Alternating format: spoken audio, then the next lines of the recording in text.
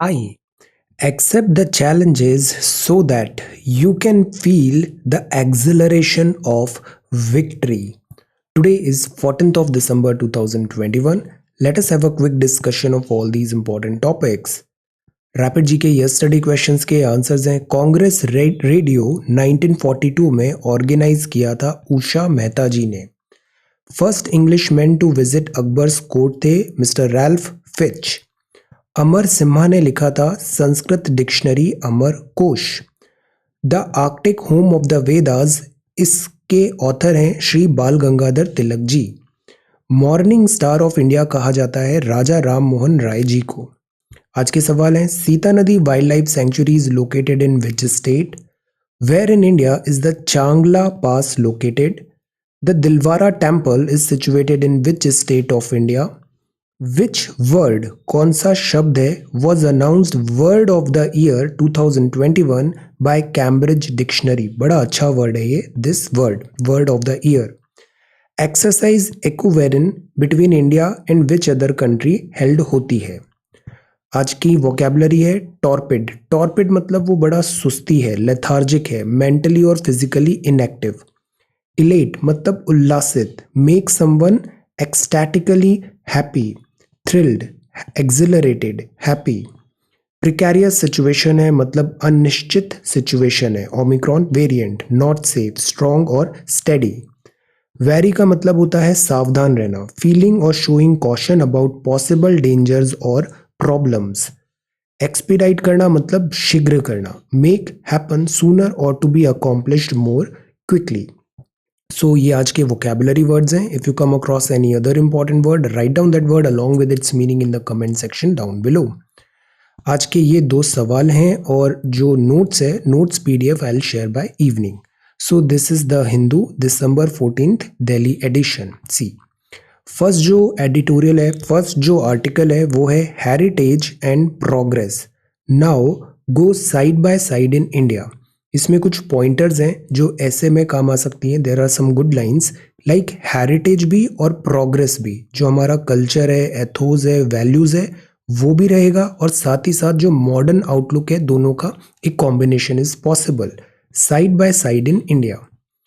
Slavery had hit our confidence, ये prime minister साहब ने कहा काशी विश्वनाथ कॉरिडोर। जैसे हम इंडिया की भी बात करते हैं, देयर वाज अ टाइम, हमारा जैसे इंडिया की एक कॉन्टिन्यूस हिस्ट्री रही है, कॉन्टिन्यूस हिस्ट्री रही है इंडिया की सिंस इंडस वैली सिविलाइजेशन।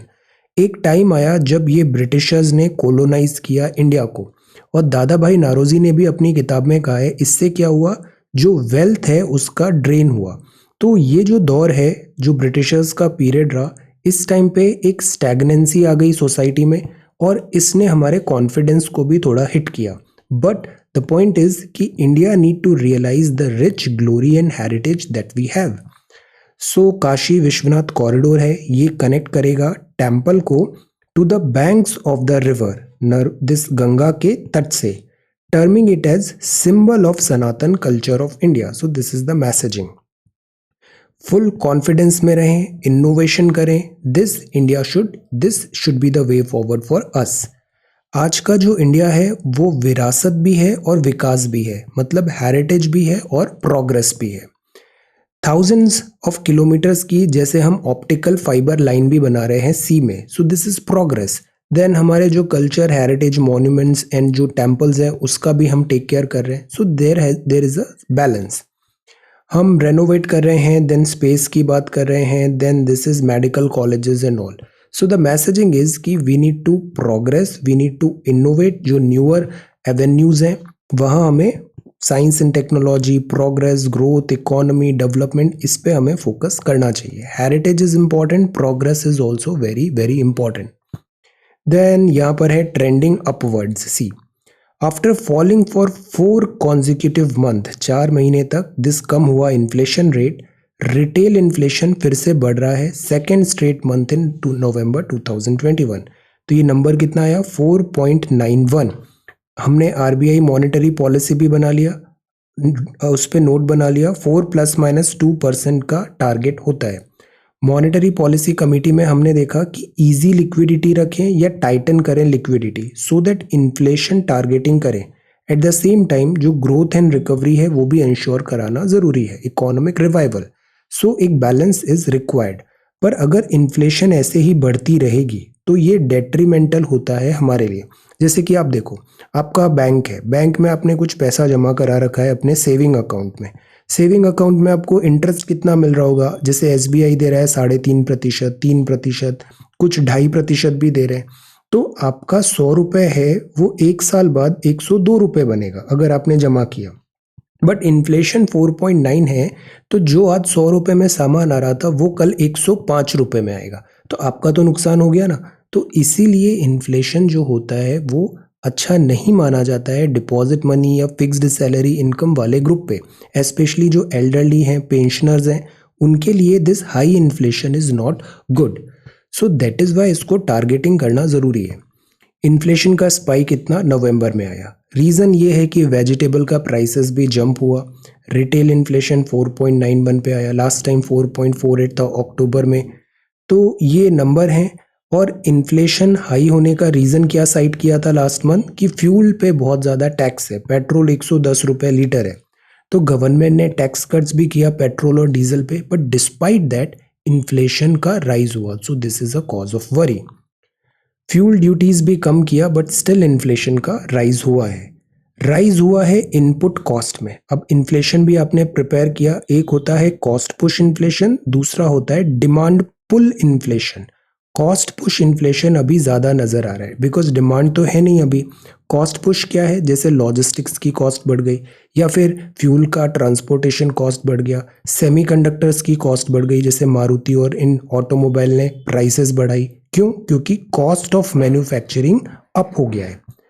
तो this is rise in input and commodity cost, जो रिफ्लेक्ट हुआ होलसेल प्राइस इन्फ्लेशन में भी। This is high. होलसेल क्या होता है? थोक। होलसेल होता है मतलब जब बिग स्केल में जो प्रोडक्शन हो रहा है उस एंड पे हम देख रहे हैं।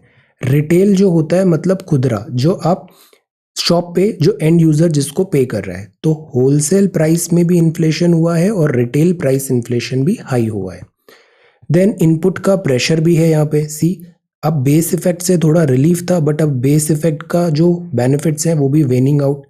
कट है फ्यूल टैक्सेस में भी रिक्वायर्ड है। So the point is inflation targeting करना बहुत ज़रूरी है। इस टाइप का हाई इन्फ्लेशन अगर सस्टेन रहेगा तो this is detrimental to economy. Then after furore CBSE regrets this misogynistic question. Actually क्या है, जब अपन ऐसे सेट करते हैं, इवन कुछ टाइम पहले यूपीएससी के भी एक सवाल पे ऐसा क्वेश्चंस उठे थे। ये जो क्वेश्चंस होते हैं ना, ये ब्रॉडली पॉलिटिसाइज्ड नहीं होने चाहिए, सिलेबस के विद इन होना चाहिए। और जो डायरेक्शन है, डायरेक्शन मतलब जो हमारा बेसिक स्ट्रक्चर ऑफ कॉन्स्टिट्यूशन है, इसके विद इन होना चाहिए। ये विद इन होना चाहिए, ये एसेंशियल होता है जो पेपर सेट कर रहा है उसका भी। क्वेश्चन पूछना मतलब ये नहीं कि you ask just another some random question. No, question जो होता है वो रेलेवेंट भी होना चाहिए। अभी इंटरव्यू प्रिपरेशन में आप जाओगे तो यू विल सी कि मैनी अ टाइम्स इंटरव्यू जो होता है ना, वो यूपीएससी का इंटरव्यू कम रोडीज का इंटरव्यू ज़्यादा लगने लग जाता है। ऐसा एक्चुअल में नहीं होता। जब हम बोर्ड में जाते हैं ना, वो बड़े पोलाइट, काम, कंपोज्ड और अच्छा इंटरव्यू होता है वहाँ पे। So this thing also we need to understand. Similarly आप आंसर राइटिंग वगैरह में भी देख रहे हो, the best strategy is prepare note.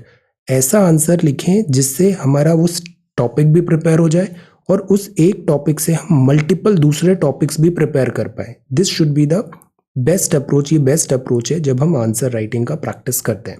Okay, templates हमें रेडी रखने चाहिए। टैम्पलेट्स जितने ज़्यादा आपके रेडी होंगे ना, एग्जाम में चाहे जो भी सवाल आ जाए, आपको बस वहाँ पे असेंबल करना है, डिफरेंट डिफरेंट टैम्पलेट्स को जोड़ के आंसर बनाना है। तो इससे स्पीड भी आती है और क्वालिटी ऑफ आंसर भी बहुत अच्छा बनता है। So this is there. और इसके बाद है Delhi government urges CAQM to reopen schools. Air quality deteriorate हुआ, तो दिल्ली के पहले स्कूल बंद हुए थे बिकॉज ऑफ कोविड-19, अब एयर क्वालिटी के कारण बंद हो गए थे, तो रीओपनिंग की बात है यहाँ पे। So this is the front page of the Hindu. Plus एक और अनफॉर्चुनेट कल ये दिस अटैक हुआ, दिस हमारे सिक्योरिटी पर्सनल मिलिटेंट ने स्ट्राइक किया near Srinagar. Then this is school reopening, government sends proposal to CAQM। ये ऐसे गन भी है, एंटी स्मोक गन। इसका काम क्या होता है कि जो पार्टिकुलेट मैटर है उसको सेटल डाउन कर दे और एयर पॉल्यूशन बेटर करे। तो एक तो हो गई एंटी स्मोक गन और दूसरा एक स्मोक टॉवर भी है। देन कोविड-19 हुआ, mouths to feed, this is important, ground reality है। A homeless family prepares food on a cold and smoky Monday on Delhi. Maximum temperature see कितना कम था, 2 notches this below season's average. The sky will be partly cloudy on Tuesday. Be kind whenever it is possible. It is always possible. Then then editorial है sanctions and right। यहाँ primarily बात किया है जो बांग्लादेश की this RAB है, इस पे यूएस ने सैंक्शंस लगाए तो क्या जस्टिफाइड है या नहीं है। प्लस यूएस का ऐसे सैंक्शंस लगाना और दूसरा rapid action battalion of this Bangladesh का रोल, human rights violation and all. Then बाकी जैसे शिनजियांग रीजन है चाइना, यहाँ पे माइनॉरिटी युगुर कम्युनिटी में भी दिस ह्यूमन राइट्स वायलेशन है। नॉर्थ कोरिया है, ये ह्यूमन राइट्स वायलेशन है। रशिया एंड दिस श्रीलंका, इधर भी यूएसए का रडार चलता है। म्यांमार जो है यहाँ पे अभी हुआ था मिलिट्री कू, तो अगेन ये म्यांमार भी ह्यूमन राइट्स दिस वॉच पे है यूएसए के। लेट अस सी, ये लास्ट लैप है, इसमें फार्मूला 1 रेसिंग और इससे रिलेटेड यहाँ पे बात है। Close races are good for formula 1 but not those decided behind doors, otherwise वो स्पोर्ट्स ना फिक्स नजर आने लगता है। ये है fathom the new word disorder. See, word जो पोस्ट कोविड-19 के बाद का वर्ड है, ये कैसा वर्ड बनने वाला है, इस बात पे यहाँ पे आर्ग्यूमेंट्स है। It is pegged to the American withdrawal from Afghanistan, development with a far reaching impact on global geopolitics. See, 1945 से हम हिस्ट्री ट्रेस करते हैं। 1945 में क्या हुआ था, 1945 में सेकेंड वर्ल्ड वॉर एंड हुआ। सेकेंड वर्ल्ड वॉर एंड हुआ तो जो पुराने इंपीरियलिस्ट और पावरफुल कंट्रीज थी, जैसे कि इवन जापान भी हुआ, यूके हुआ, फ्रांस हुआ, जर्मनी हुआ, ये सब ना, जैसे यूके और फ्रांस तो विक्टोरियस हुए बट स्टिल इनकी पावर बहुत डिटीरियोरेट हुई। तो पोस्ट 1945 दो सुपर पावर्स बने, एक बना यूएसएसआर जो सोवियत यूएसएसआर था, और ये किस फिलॉसफी को फॉलो कर रहा था, ये फॉलो कर रहा था सोशलिज्म। सेकेंड बना यूनाइटेड स्टेट्स ऑफ अमेरिका जो कैपिटलिस्ट वर्ल्ड का लीडर बना। 1991 आया और इसके बाद यूएसएसआर का डिसइंटीग्रेशन हुआ और वर्ल्ड बन गया यूनिपोलर, जिसमें था USA top country of the world, military might में भी और इकोनॉमिक माइट में भी। अब यहाँ आर्ग्यूमेंट ये है डिफरेंट कंडीशंस डिफरेंट एग्जांपल्स के थ्रू कि यूएसए का भी विड्रॉवल हो रहा है। यूएसए भी अब पहले जितना यूनिपोलर वर्ल्ड में सुपर पावर था वो अब वैसा शायद नहीं रहा है। अमेरिका का विड्रॉवल हुआ अफगानिस्तान में, तो रीजनल जियोपॉलिटिक्स के लिए तो ये इम्पॉर्टेंट है ही, वर्ल्ड जियोपॉलिटिक्स में भी यूएसए की प्रेजेंस के लिए ये काफ़ी इम्पॉर्टेंट है ये इवेंट।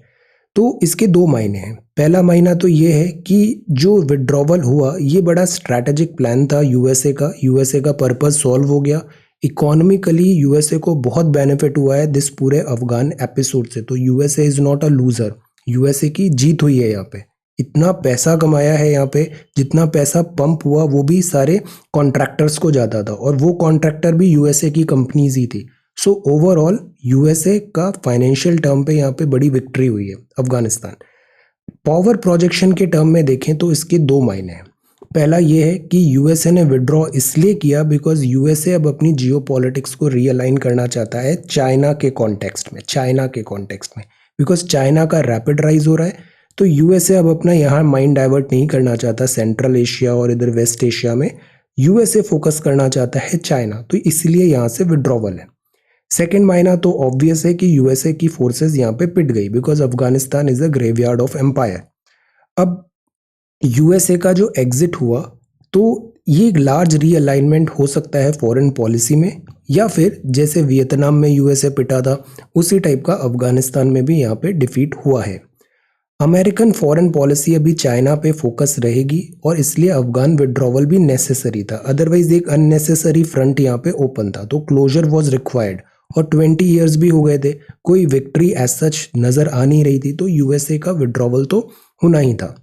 अब यहाँ जो बात करें तो वो ऐसे सिम्टम्स दिख रहे हैं कि जैसे 1945 के बाद ब्रिटेन के साथ हुआ। पहले एक टाइम था क्वीन के एम्पायर में कभी सनसेट नहीं होता था, बट 1945 वर्ल्ड वॉर टू ने ब्रिटेन को बहुत बुरी तरह वीकन किया और ये बात रियलाइज करने में ब्रिटेन को काफ़ी टाइम भी लगा। तो सेम अब इस फ्रांस के साथ भी हुआ। फ्रांस भी एक सुपर पावर था, ये भी वीकन हुआ। ब्रिटेन और फ्रांस के मिस एडवेंचर थे, इन्होंने स्वेज कैनाल क्राइसिस हुआ 1956, बट यहाँ वो पहले की तरह अपना पावर प्रोजेक्शन नहीं कर पाए, तो यहाँ इनको विड्रॉ करना पड़ा, this France and this UK. So the point is कि पोस्ट 1945 यूके का विड्रॉवल हो गया था, बट इस बात को रियलाइज होने में थोड़ा टाइम लगा। तो क्या यूएस और सोवियत यूनियन के साथ भी ऐसा ही होगा, ये अब देखना है। सी, अब जैसे सोवियत की बात करें तो सोवियत ने क्या किया 1945 के बाद, बाइपोलर वर्ड था, सोवियत स्ट्रॉन्ग होल्ड था। सोवियत मतलब यूएसएसआर। यूएसएसआर ने प्रॉक्सी वॉर वियतनाम में भी लड़ा जिसमें यूएसए की डिफीट हुआ। 1978 आते आते सोवियत काफ़ी स्ट्रांग हो गया था।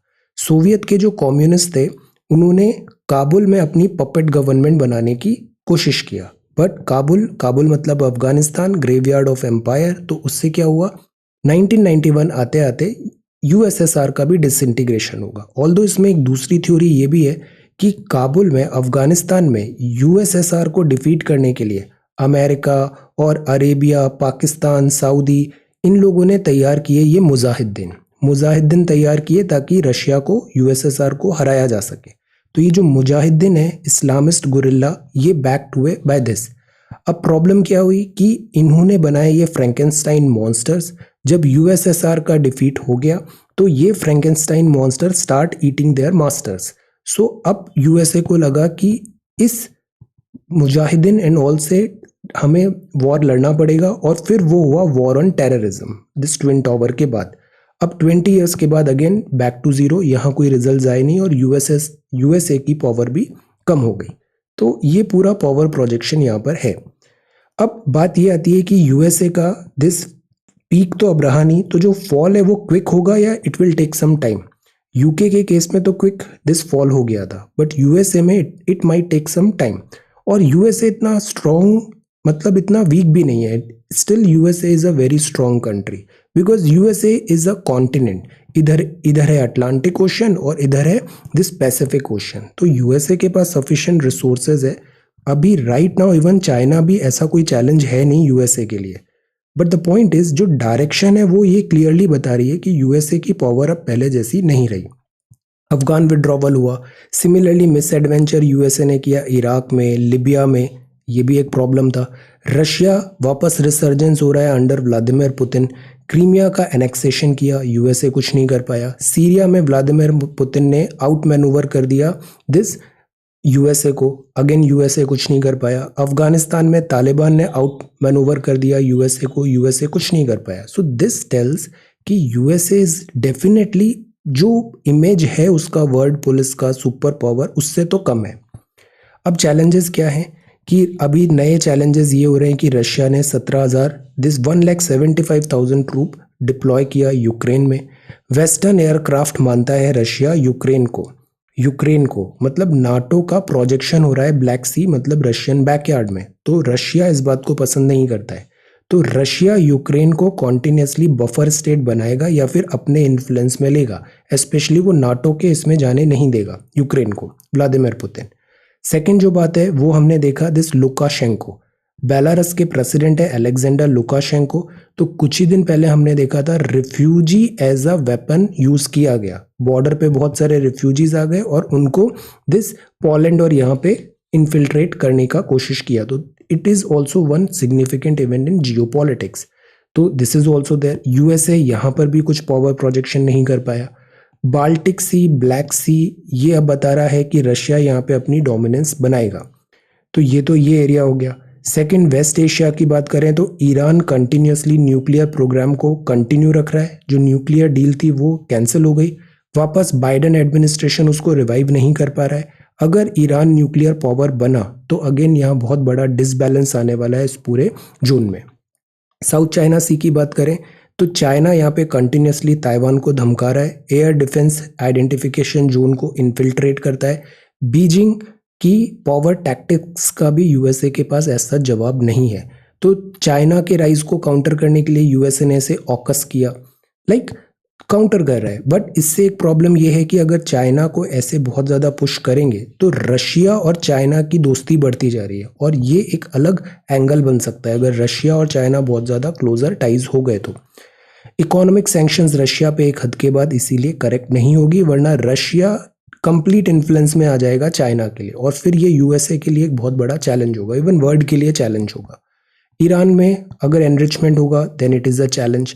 सो द होल आइडिया इज कि वर्ल्ड डेफिनेटली अब यूनिपोलर नहीं रहने वाला है। वर्ल्ड अब जो बनेगा वो बनेगा मल्टीपोलर, और पावर वैक्यूम जो यूएसए से क्रिएट होगा इसको फुलफिल करने के लिए बहुत सारे रीजनल प्लेयर्स यहाँ पे इस गैप को फिल करने की कोशिश करेंगे। तो अगेन ये स्पेकुलेशन है कि पोस्ट कोविड वर्ल्ड जो आने वाला टाइम है, यहाँ वर्ल्ड डिसऑर्डर, वर्ल्ड किस ऑर्डर जियोपॉलिटिक्स में किस डायरेक्शन में मूव हो सकता है। लेट अस सी।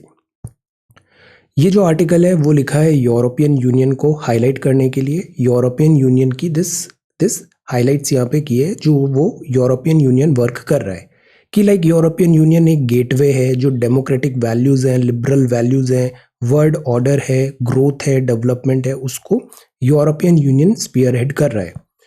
कोऑपरेशन यहाँ पे जैसे बताया ईयू का कोऑपरेशन है, इंडिया के साथ भी है। Connectivity is one thing, digital, energy, transport, people to people sector. जब भी आईआर आए ना, ये सारे आपके सब हेडिंग्स हैं, digital, energy, transport, people to people. Sustainability हो, ट्रांसपोर्टेशन हो, इक्विटी हो, इंक्लूसिविटी हो, ये भी बड़े अच्छे कीवर्ड्स हैं। यूरोपियन यूनियन जैसे जो बैंक है वो इतना फाइनेंस भी करता है, इंडिया के लिए भी इसने इतने पैसे दिए हैं पाइपलाइन इंफ्रास्ट्रक्चर में। ब्राज़ील के साथ ऑप्टिकल केबल का बात है। जब भी ईयू की बात है तो ये वर्ड बहुत इंपॉर्टेंट है, जनरल डेटा प्रोटेक्शन रूल। जो हम बात करते हैं ना प्राइवेसी, इंडिया में भी डेटा प्राइवेसी का भी एक बिल फ्लोट होने वाला है। तो ये ना एक गोल्ड स्टैंडर्ड माना जाता है प्राइवेसी के लिए, जनरल डेटा प्रोटेक्शन रेगुलेशन। जैसे व्हाट्सएप इंडिया में इतनी मनमानी करता है ना, यूरोप में नहीं चलती, because of this general data protection regulation. तो ये बात है यूरोप की अप्रोच कैसे रहेगी। तो होल आइडिया जो यहाँ पर है कि यूरोप, चाहे वो इंडिया हो, लेटिन अमेरिका हो, अफ्रीका हो, यूरोप हर जगह अपना दिस जो वैल्यू सिस्टम है उसको प्रमोट कर रहा है। अभी जैसे बात आया था वेपनाइज हो रहा है डेटा का, एनर्जी सप्लाई, लॉजिस्टिक्स को वेपनाइज किया, रेयर अर्थ, वैक्सीनेशन, सेमीकंडक्टर का शॉर्टेज चल रहा है। तो ये भी एरियाज हैं जहां वर्ल्ड को फोकस करना चाहिए। देन डिजिटल डोमेन की बात है, डेमोक्रेसीज में डेमोक्रेटिक के स्टैंडर्ड्स क्या हों, कौन सी कोर वैल्यूज हों जो रिफ्लेक्ट हो, रेगुलर पॉइंट्स हैं यहाँ पे।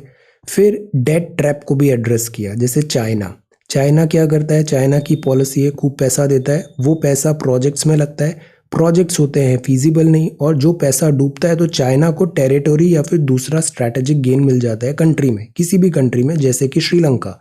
तो ये होता है डेट का trap. China is using this debt trap. तो ईयू ने बताया कि हम डेट ट्रैप की फिलोसफी में भी नहीं बिलीव करते हैं, कोई वाइट एलिफेंट डेट ट्रैप नहीं है। हमारा जो भी हेल्प एंड एड है वो बहुत सस्टेनेबल है। देन इसके बाद इसने डिफरेंट बताया, मेंबर स्टेट्स को एफिशिएंट बनाते हैं, इन्वेस्ट कर रहे हैं, होराइजन यूरोप, ये सब प्रोग्राम्स हैं उनके, बहुत ज़्यादा डिवेल नहीं करना है। ये जो कुछ 2-3 इंपॉर्टेंट पॉइंटर्स हैं like GDPR and all, these are important. फिर क्रेडिट फैसिलिटी भी देता है, प्रायोरिटाइज ग्लोबल गेटवेज में भी होता है, जैसे ये बेला है, building the Europe link to Latin America. Because trade, development, सबसे ज़्यादा जो चीज़ होती है इंपॉर्टेंट वो होती है कनेक्टिविटी। कनेक्टिविटी है या नहीं है, तो कनेक्टिविटी इंश्योर कराना बहुत ज़रूरी होता है, गेटवेज। बाल्कन कंट्रीज में भी फंडिंग हो रही है, रिन्यूएबल में भी फंडिंग्स हो रही है। So the point is Europe ना बड़ा वेल प्लेस्ड है, यूरोप लीडरशिप ले सकता है वर्ल्ड को जो डेमोक्रेटिक वैल्यूज़ हैं, कोर वैल्यूज़ हैं, उस जगह पुश करने के लिए, इंक्लूसिव ग्रोथ करने के लिए, सर्टेनिटी, फेयरनेस, इन्वेस्टर, सस्टेनेबिलिटी, ये सब चीज़ हो सकता है। तो primarily this article just tells कि यूरोप कैसे वेल प्लेस्ड है वर्ल्ड लीडर, वर्ल्ड को एक डायरेक्शन देने के लिए, and with accountability and responsibility Europe is doing that work. Okay, अब ये है home truths on climate change, ये बृंदा करात जी ने लिखा है, और इस आर्टिकल में ये बताया है कि जो हमने अभी ग्लासगो में बात किया COP26 में, हमने बड़े अच्छे पॉइंट्स भी रखे, जैसे कोल को हम फेज्ड डाउन करेंगे, फेज्ड आउट नहीं करेंगे, जो वर्ल्ड का प्रेशर था हम उससे भी दिस बुली नहीं हुए, these are good points. But हमें ये भी ज़रूरी है प्राइमरली दो चीज़ में, जैसे माइंस एंड मिनरल्स होते हैं। माइंस एंड मिनरल्स होते हैं, ग्रोथ एंड डेवलपमेंट जो भी होता है, इससे क्या होता है कि जो वहाँ की लोकेलिटी है, लोकेलिटी मतलब ग्राम पंचायत, लोकल्स होते हैं, उनका से होना बहुत ज़रूरी है। जैसे कि हमने पैसा की बात किया था, या जो माइनिंग एक्टिविटीज़ है उसमें जो लोकल ग्राम पंचायत है उसके डिसीजन का, बिकॉज उड़ीसा में भी हमने कंटिन्यूसली देखा है जो आयरन माइनिंग हो रही है, इसके कारण जो लोकल वाटर बॉडीज़ हैं, रिवर्स हैं, वो पॉल्यूट हो रहे हैं, और वहाँ के जो लोकल ट्राइबल्स हैं वो फोर्स्ड हैं दिस पॉल्यूटेड वाटर का इनटेक करने के लिए। So this is gross violation of human rights. So ये चीज़ भी हमें यहाँ पे एम्फेसाइज करना ज़रूरी है। फॉरेस्ट लॉस होता है, लैंड डिग्रेडेशन होता है, तो सबसे ज़्यादा वल्नरेबल कौन होता है? सबसे ज़्यादा वल्नरेबल होते हैं poors. So we need a shield, we need to take poors, adivasis, tribes, जो इम्पैक्ट सबसे ज़्यादा बर्न कर रहे हैं क्लाइमेट चेंज का, उनके राइट्स को सेफगार्ड करना ज़रूरी है। सेकेंड, फॉरेस्ट में अगर रहते हैं तो जो फॉरेस्ट के जो प्रोडक्ट्स हैं, माइनर फॉरेस्ट प्रोड्यूस हुआ या फॉरेस्ट राइट्स हुआ, इसको भी हमें इंश्योर कराना ज़रूरी है। हॉल्ट करें reverse forest loss and land degradation by 2030। The whole idea is climate change का जब भी टॉपिक आता है तो डायरेक्शन सही है but much to be desired, इतने से नहीं होने वाला है और एफर्ट्स की ज़रूरत है। यहाँ कुछ एक एक्ट हैं, जैसे फॉरेस्ट एक्ट 1927 हुआ, फॉरेस्ट कंजर्वेशन एक्ट 1980 में बना, फिर mines and mineral development and regulation act हुआ। एक्चुअली जैसे हम CSR पढ़ते हैं ना, अगर आप माइनिंग कहीं से कर रहे हो तो डेफिनेटली एनवायरनमेंट तो डैमेज हो रहा है, उसको कंपनसेट करो। जैसे कल परसों ही हमने कांपा पढ़ा था, उसको ऑफसेट करो, जो डैमेज आपने किया है उसका कंपनसेशन रिक्वायर्ड है। कोल बियरिंग एरियाज वगैरह में जैसे है, जैसे ये है कंपनसेटरी अफॉरेस्टेशन फंड के रूल्स। और सबसे इंपॉर्टेंट है जो ग्राउंड लेवल पे है, ग्राम सभा, उसका डिसीजन मेकिंग बहुत ज़रूरी होता है, वो डिसीजन मेकिंग को कॉम्प्रोमाइज़ नहीं होना चाहिए। तो दिस इज़ देयर, रिकग्निशन ज़रूरी है।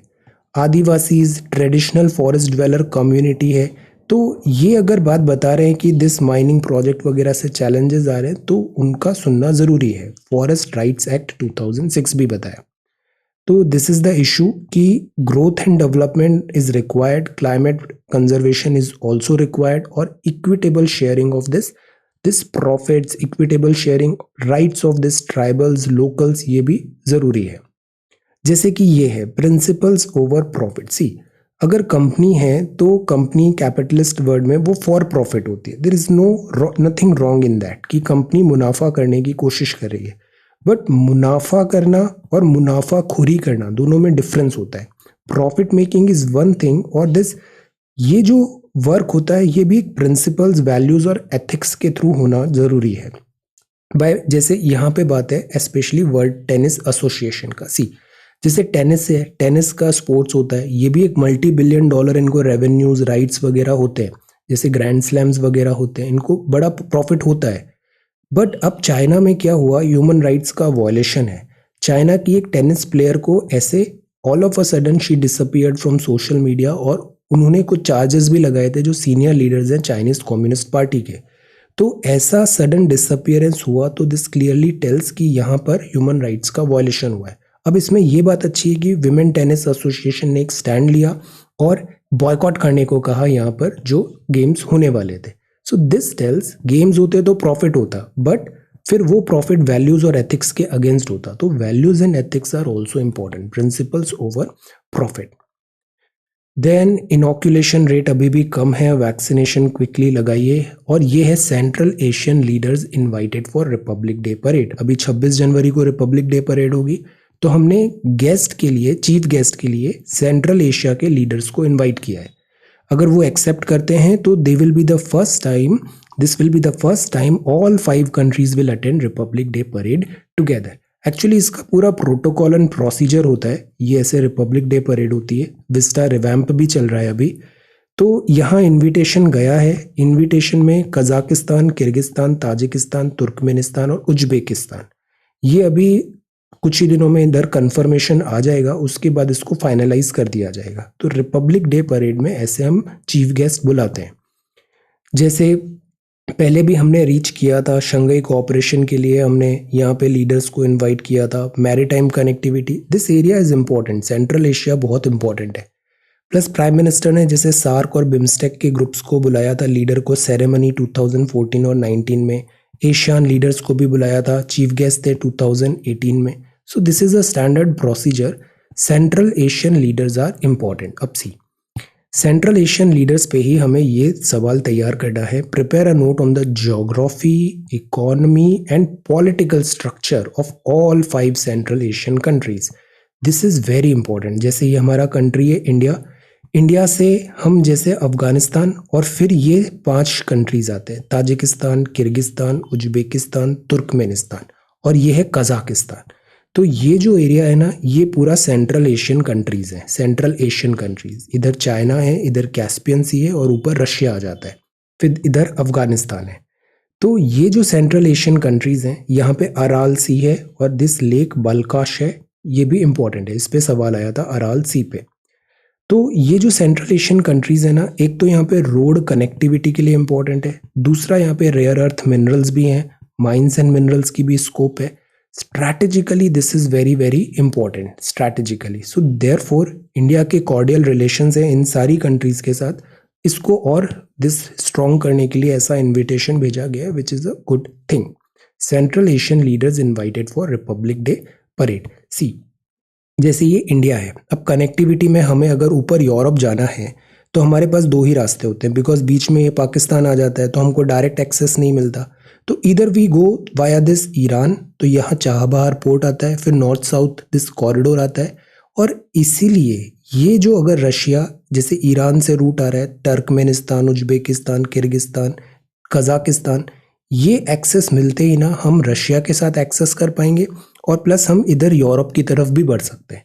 तो देयरफॉर ये जो 5 कंट्रीज हैं, these are very very important. अब अगेन ये पहले पार्ट थे यूएसएसआर के और फिर बाद में डिसइंटीग्रेशन के बाद ये अलग बने। तो प्रिपेयर अ नोट, इसमें इनकी ज्योग्राफी वगैरह सब यहाँ पे इंपॉर्टेंट, माउंटेन्स, रिवर्स वगैरह, प्रिपेयर इट। कुछ टाइम बाद जब ये अप्रूवल भी आई बिलीव हो जाना चाहिए, आना चाहिए, हम इसको और डिटेल में एक बार फिर से देखेंगे। Then this is India lays emphasis on UNCLOS, United Nation convention on the law of the. Sea rule based order की बात है, मैरीटाइम ऑर्डर की बात है, तो जो सी लेन्स ऑफ कम्युनिकेशन है, यहाँ पे रूल्स बेस्ड ऑर्डर होना चाहिए और इसीलिए हम अनक्लॉज को एम्फेसाइज करते हैं। अनक्लॉज भी हमने पहले पढ़ा है, नोट्स भी तैयार किए हैं कि जैसे समुद्र का तट है, कोस्टल जोन क्या होगा, फिर यहाँ पे जो जोनेशन कर रखे हैं कि कौन से राइट्स मिलेंगे, वहाँ पे नेविगेशन के राइट्स हैं, एक्सप्लोरेशन ऑफ मिनरल्स के राइट्स हैं, लाइक दैट। तो UNCLOS is very very important. UNCLOS South China Sea में जो चाइना का मिस एडवेंचर होता है, अनक्लॉज। तो this is United Nations convention on the law of sea. Strengthen करना है इंडियन ओशियन रीजन को। 1982 में ये लॉज आए थे, लॉज का हमको सबको रेस्पेक्ट करना चाहिए। यूएसए ने अनक्लॉज साइन किया है या नहीं, आंसर। फिर एक और है security and growth for all in the region, this is Sagar initiative. Security and growth for all in the region, Sagar. Mission based deployment होता है नेवल शिप्स का, एयरक्राफ्ट्स का, maritime domain awareness, security, contingency, जो भी हो उससे रिलेटेड हम अपनी शिप्स यहाँ पे भेजते हैं, तो दिस इज सागर। तो जॉइंट एक्सरसाइजेस भी हम देखते हैं मैरीटाइम सिक्योरिटी के लिए। तो जो इंडियन ओशन है, this is very important. Oceans वैसे भी नेक्स्ट बिग थिंग है, तो अनक्लॉज जो है इसका लेटर एंड स्पिरिट में फॉलो कराना बहुत जरूरी है। एक बार रिवाइज करिएगा UNCLOS. Then response plane for this crashes was in the work in corridor of the divine cash registers ring, ये ऐसे यहाँ पे हुआ है, Kashi Vishwanath temple. And this is Gujarat compensation figure exceed कर रहे हैं ऑफिशियल कोविड-19 data, this is important. Help children left homeless by pandemic, second wave में डेल्टा वेरिएंट बहुत केसेस ऐसे आए हैं कि बच्चे, उनके parents are gone, so help children left homeless by pandemic, supreme court ने यहाँ पे इंस्ट्रक्शंस दिए। डिलीवरी एप्स जो है वो बोल रहे हैं उनको भी स्टैशरी बेनिफिट्स प्रोवाइड किया जाए। Gig economy, gig supersonic missile assisted torpedo system DRDO ने टेस्ट किया। टॉर्पीडो, तो ये डीआरडीओ ने टेस्ट किया, कहाँ से किया, wheeler island Odisha, wheeler island Odisha. Enhance anti submarine warfare capability, conventional range of the torpedo. Torpedo वगैरह मतलब ऐसी मिसाइल ही होती है, समुद्र के अंदर ऐसे फायर किया जाता है, दिस शेप सबमरीन वगैरह को वो डुबो सकती है, दिस इज टॉर्पीडो। तो ये टॉर्पीडो का दिस एंटी सबमरीन वॉरफेयर के लिए काफी सिग्निफिकेंस है। ट्रेजेक्ट्री इसकी मॉनिटर किया, सब करेक्टली बैठा है यहाँ पे, everything is good, this was a success. Missile assisted torpedo system. अब टॉर्पीडो सिस्टम है ना, ये कीवर्ड भी आप लिखना जब आप समुद्र से रिलेटेड मैरीटाइम सिक्योरिटी वगैरह पे बात करो। Anti submarine warfare capability. तो ये मिसाइल लॉन्च हुआ था व्हीलर आइलैंड से। ईयू ने स्लैप किए sanction on Russian military firms. अब सी वही टेंशन चल रहा है यहाँ पे, Ukraine crisis and all. Bitcoin नहीं, this is British rush to get shots in booster dose की बात है। साउथ अफ्रीकन प्रेसिडेंट को कोविड हो गया, 2 डोज वैक्सीनेशन के कम इफेक्टिव है, तो 3rd डोज की भी बात कर रहे हैं ना। This is a wonderful news. After 21 year miss universe Harnaz Sandhu waves after being crowned Miss Universe in this Israel. So this is again an excellent achievement. आप पंजाब के हो और मिस यूनिवर्स आपने जीता, 79 कंट्रीज ने पार्टिसिपेट किया, 21 साल बाद इंडिया को ये टाइटल मिला है। इससे पहले एक्टर सुष्मिता सेन 1994 और लारा दत्ता 2000 में ये मिस यूनिवर्स का टाइटल जीता था। तो ये 70th एडिशन था और इजराइल में हो रहा था। Now see the messaging. The biggest pressure the youth of today is facing is to believe in themselves. खुद पे भरोसा रखना सीखो. To know that you are unique and that's what make you beautiful. You are unique and that's what makes you beautiful. Stop comparing yourself with others and let's talk about more important things that's happening worldwide. Comparison is the thief of joy. Be yourself, become the best version of yourself. This should be the way forward. And focus on real deal. Most important क्या चीजें चल रही है worldwide etc. Focus on these tangible things. So this is India's pride, crowned Miss Universe in Israel. Then Blinken has Southeast Asia tour, Hong Kong, Danish, Taliban. Business activity वापस revive हो रही है, Omicron का fear कम हो रहा है। Nomura है, Nomura की जो एजेंसी है, इसने ये डेटा कलेक्ट करके ये प्रिडिक्शन किया। Nomura India based business resumption index में ये बताया। तो ओमिक्रॉन का फियर है बट लोग अभी भी डेयरिंग है और ऑप्टिमिस्टिक है, इकोनॉमिक रिवाइवल दिख रहा है। तो अपटिक है, मोबिलिटी इंडेक्स में भी अपटिक हुआ, रिटेल रिक्रिएशन इंडेक्स में भी। So this is good. Pace plateauing, तो ओमिक्रॉन का इतना इम्पैक्ट नहीं आना चाहिए। Let us see. Balancing service to poor spectrum revenue is the key. Service to every section of society, this should be the way forward. एक balance बनाए, maximum revenue भी हो और साथ ही साथ सर्विस भी प्रोवाइड हो ऑल सेक्शंस ऑफ सोसाइटी का। वेजिटेबल ऑयल का इंपोर्ट बढ़ गया 6%, हम ऑयल को इंपोर्ट करते हैं, oil import. Then TVS e mobility is future, mutual funds. SEBI ने algo trading plan can hit growth. SEBI's algo क्या होता है? एल्गोरिदम, कंप्यूटर रिलेटेड एल्गोरिदम है, रूल्स है, उसके हिसाब से ऑटोमेटिक ट्रेडिंग हो जाएगा। क्या खरीदना है, नहीं खरीदना है, ऐसे बहुत सारे पैरामीटर्स हैं। कंप्यूटर कॉन्टिन्यूसली उसको एनालिसिस कर रहा है और फिर कंप्यूटर बेस्ड डिसीजन होगा, that is algo trading, algorithm. तो इससे हिट हो सकता है ग्रोथ, ब्रोकर्स ने बताया। डिफिकल्ट टू एग्जीक्यूट है, तो सेबी बोल रही है एप्लीकेशन प्रोग्रामिंग इंटरफेस बुलाया, algorithm can restrict growth of such trading in India, brokerage houses ने कहा। This is too early to comment on this, let us wait. For now what we should be doing is, जो हमारे ज़्यादा relevant है वो है सेबी पे एक नोट प्रिपेयर करना। तो आज का सेकंड क्वेश्चन है, prepare a note on the role. ये क्या है? रेगुलेटरी बॉडी है और सिलेबस में क्लियरली दिया हुआ है। रेगुलेटरी बॉडी जैसे आरबीआई हुआ, इंश्योरेंस का होता है, तो ये सेबी है, स्टॉक मार्केट, सिक्योरिटीज, इनके लिए। तो prepare a note on the role, mandate, significance of the securities and exchange board of India. जैसे ग्रेजुअली ये कैसे आया, एक टाइम था स्टॉक मार्केट था, रूल्स वगैरह नहीं होते थे, स्कैम्स होते थे यहाँ पे, तो इसीलिए फिर सेबी धीरे धीरे अपने आप को पोजिशन किया, इसको फिर बाद में स्टैचुरी स्टेटस भी मिलेगा। So prepare this note on SEBI, this is very important again. Then इसके बाद दिस इज स्पोर्ट्स और ये आगे न्यूज़ है, text and context. Flying high, Kashmir में अटैक हुआ, glittering debut, no shots no flight, the chosen one. Then this is journalist और an enemy of the US state. यहाँ पे प्राइमरली बात है जुलियन असांज, विकीलीक फाउंडर, जो उन्होंने क्लासिफाइड फाइल्स लीक किया यूएस गवर्नमेंट का, और जिसने बताया यूएस गवर्नमेंट ने कितने हॉरर्स किए हैं दिस इराक वॉर में या फिर अफगानिस्तान में। तो इससे ये सवाल उठता है कि जो जुलियन असांज को जेल डालने की बात हुई, या फिर इन पे जो प्रेशर लगा कि you are not a journalist, जो आपने काम किया है वो एस्पियोनेज है, वो सवाल उठता है कि ये क्या डेमोक्रेटिक वैल्यूज के अगेंस्ट है या डेमोक्रेटिक वैल्यूज के लिए इंपॉर्टेंट है। तो जर्नलिस्ट और an enemy of the US state. ये इक्वेडर एम्बेसी यूके में इतने टाइम से रह रहे थे जुलियन असांज, अब इसका एक्स्ट्राडिशन ओके कर दिया गया।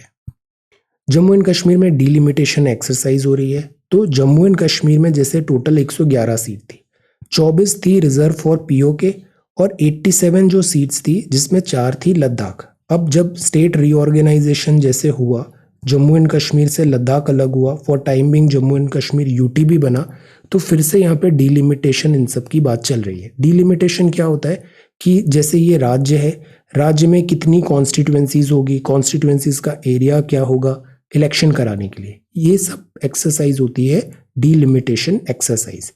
अब यहाँ पे ये बात भी लिखा है सीईसी चंद्रा साहब ने कि delimitation is not a mathematical exercise, इसमें रिफ्लेक्ट होना चाहिए सोसाइटी की aspiration, geography, compatibility, topography, physical features, communication, convenience etcetera. मतलब हमको बताना है ना, ये कॉन्स्टिट्यूएंसी है, ये दूसरी कॉन्स्टिट्यूएंसी है, तो ये किस हिसाब से बनाई गई, इसी को बोला जाता है डिलिमिटेशन। अब हर कॉन्स्टिट्यूएंसी से एक विधायक आएगा, हर कॉन्स्टिट्यूएंसी से लोकसभा चुनाव है तो से एक सांसद आएगा। So this is delimitation. अब बताओ डिलिमिटेशन एक्सरसाइज को कोर्ट में चैलेंज कर सकते हैं या नहीं। Then this is seeing this dystopia in India's democracy. यहाँ प्राइमरली जो बात है वो ये है कि अभी समिट ऑफ डेमोक्रेसी में जो बातें बोली वो गुड है, अच्छी बातें हैं। इंडिया का हमेशा एग्जाम्पल दिया जाता है बिगेस्ट डेमोक्रेसी का। हमारे यहाँ जैसे 17वीं लोकसभा हुई, पावर ट्रांसफर हुआ from one party to another, but हर बार बड़ा स्मूथली ये प्रोसेस हुआ है। सो दिस टेल्स कि हमारे डेमोक्रेटिक वैल्यूज स्ट्रांग है। बट कुछ चीज़ें हैं जिस पे अभी भी सवाल उठता है, जैसे कि हमारे यहाँ यूनिवर्सल एडल्ट सफरेज है, हर किसी को वोट डालने का अधिकार है। बट इसके बाद भी जब हम बात करते हैं हैप्पीनेस इंडेक्स रिपोर्ट का, तो इंडिया की रैंकिंग्स देखिए 144 से आउट ऑफ 153, मतलब नीचे से हम अच्छा कर रहे हैं, 144 आउट ऑफ 153। तो this is a cause of worry. जब डेमोक्रेसी अच्छी है तो ये रिपोर्ट भी अच्छी आनी चाहिए, वैसा नहीं है। तो देयरफॉर हमें ह्यूमन डेवलपमेंट इंडेक्स में भी देखिए 129th रैंक है आउट ऑफ 189 कंट्री। तो डेमोक्रेसी के जो एक्चुअल वैल्यूज हैं उन सब को भी हमें रियलाइज करने के लिए we need to do better. Natural और सोशलाइज्ड है, प्रेफरेंस जेंडर स्पेसिफिक हो या फिर इम्पोज्ड बाय सोसाइटल रोल्स हो यहाँ पे, तो इस बात पे यहाँ पे ये लिखा है। मैसेजिंग ये है कि जो फोर्स्ड नहीं होना चाहिए, सोशल नॉर्म्स भी नहीं होना चाहिए, let an individual be an individual. Then this is about lunar surface में 72 में इसी दिन ह्यूमंस ने वॉक किया था lunar surface for the last time. तो नील आर्मस्ट्रॉन्ग थे this lunar surface, Neil Armstrong. Okay, so these are quiz. So this is the Hindu newspaper. 2 सवाल हैं, पहला तो 5 सेंट्रल एशियन कंट्रीज और दूसरा सेबी पे नोट तैयार करना है। Alright, so thank you so much for watching this video. Take care, study well and be safe.